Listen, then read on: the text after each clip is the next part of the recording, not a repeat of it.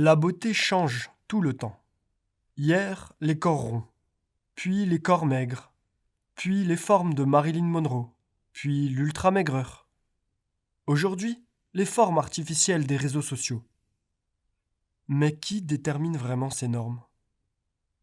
Qui décide de ce qui est beau et pourquoi? N'y a-t-il pas là un piège? Nous faire croire que notre corps naturel ne suffit jamais? Bonjour à tous. Je suis professeur d'éducation physique et aujourd'hui je vous propose de réfléchir ensemble aux normes de beauté qui pèsent sur les femmes. Peut-être qu'en prenant de la hauteur, vous serez plus à l'aise dans votre corps. C'est mon but. Quand je parle de normes de beauté, je veux dire toutes les attentes que la société impose à ton corps et à ton apparence. La mode et les normes de beauté évoluent et on pourrait croire que c'est naturel. Mais en réalité, ce sont des constructions sociales. Elles émergent parfois parce que certains acteurs, les médias, les marques ou groupes sociaux, cherchent à dominer, à se différencier ou à vendre. Alors aujourd'hui, je vais vous montrer comment, en comprenant ces mécanismes, vous pouvez prendre du recul, choisir les normes que vous acceptez et celles que vous rejetez. Pour commencer, je vous propose de réfléchir à une question simple en apparence. La beauté physique chez une femme est-elle seulement une affaire de goût personnel? Autrement dit, chacun définit-il le beau à sa manière ou existe-t-il des critères universels présents partout sur la planète? Vous allez voir que la réponse n'est pas si évidente. La biologie et la sociologie vont nous apporter des éléments de réponse. La beauté n'est pas seulement une affaire de goût personnel. La biologie fixe certains critères universels.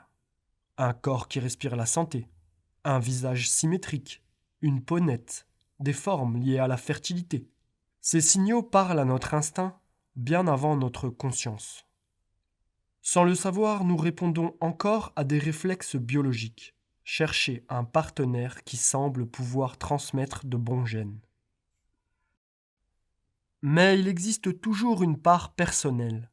Certains seront attirés par un détail atypique, une allure singulière.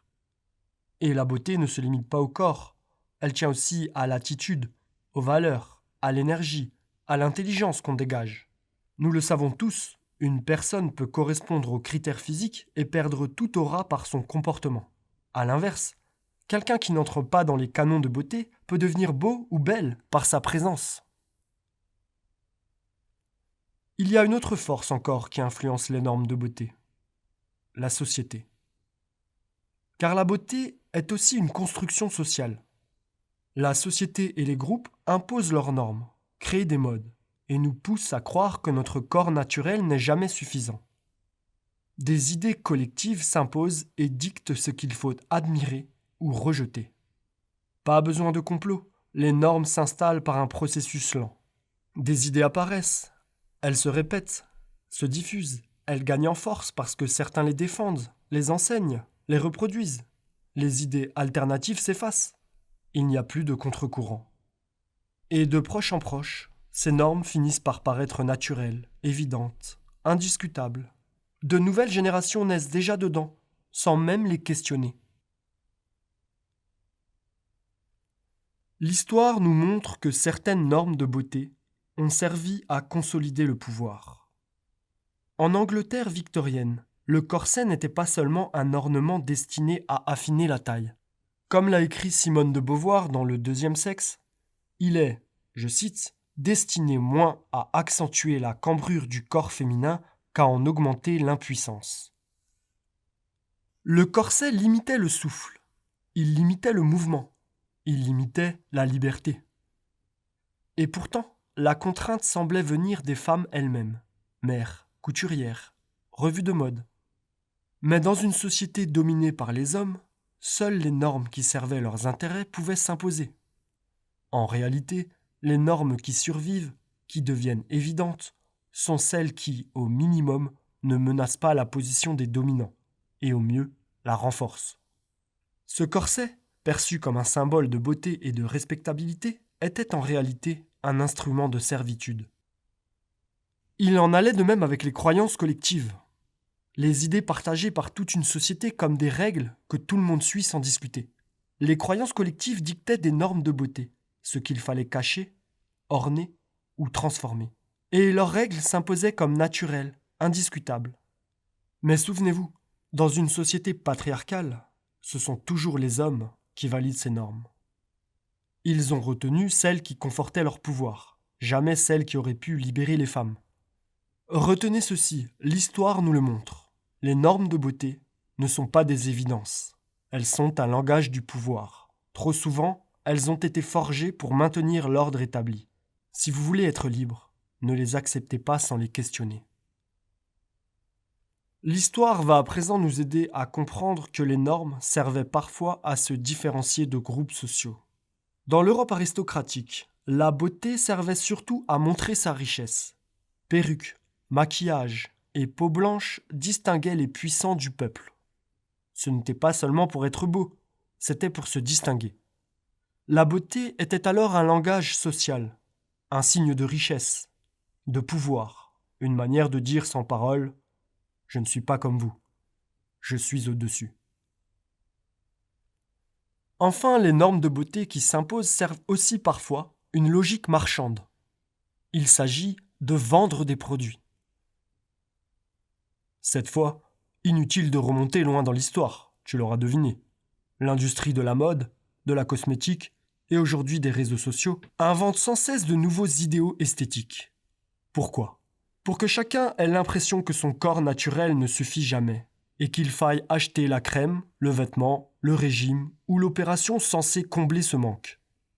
La beauté devient alors un marché permanent, un système qui prospère en fabriquant de l'insatisfaction. Vieillir, c'est normal, mais chaque ride est présentée comme une faute. Alors on vend des crèmes hors de prix, puis du botox, puis des opérations. Ton âge devient un marché. Dans les années 1990 et 2000, il y a eu ce que les sociologues appellent l'ère de l'ultra-maigreur. Période durant laquelle la minceur était très mise en avant. Pourquoi ? Parce que sur un corps qui disparaît, ce sont les vêtements qui brillent, la robe, le tailleur, le jean. Et c'est ce que souhaitaient les stylistes. Mais ce modèle a vite été récupéré par un immense marché de la minceur. Régime, pilules, magazines spécialisés. Tout un système a prospéré sur l'idée qu'il fallait être toujours plus mince pour être belle. 10 ans plus tard, le culte de la maigreur a laissé place au body positive. À l'origine, ce mouvement prenait l'acceptation de toutes les morphologies. Mais sa récupération médiatique a mis en avant une image spectaculaire. Les formes très accentuées, surtout les fesses. Pourquoi ?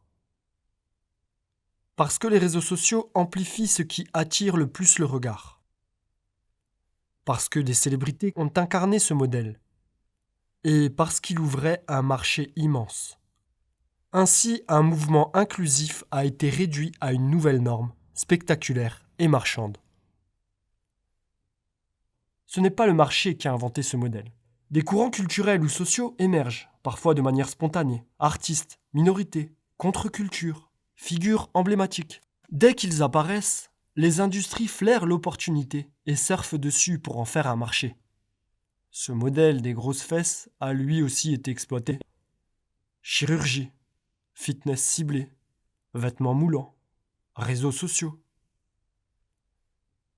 En réalité, les courants esthétiques naissent souvent en dehors du marché, mais ils sont presque toujours récupérés et transformés en opportunités de vente.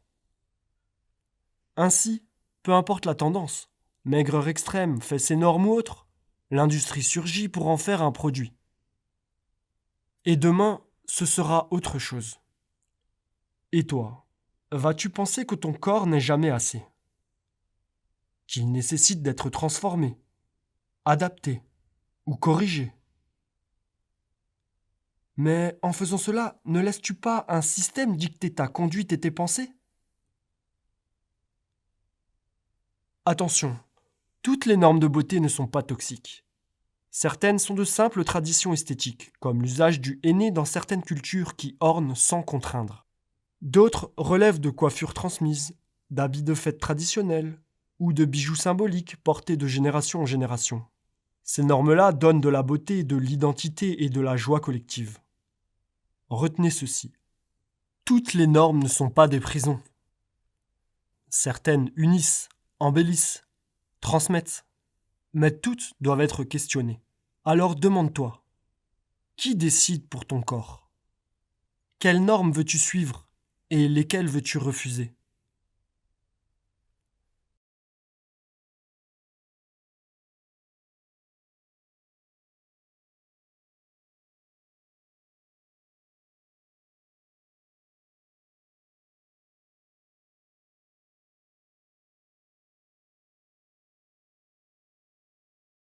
Comment construire ta beauté?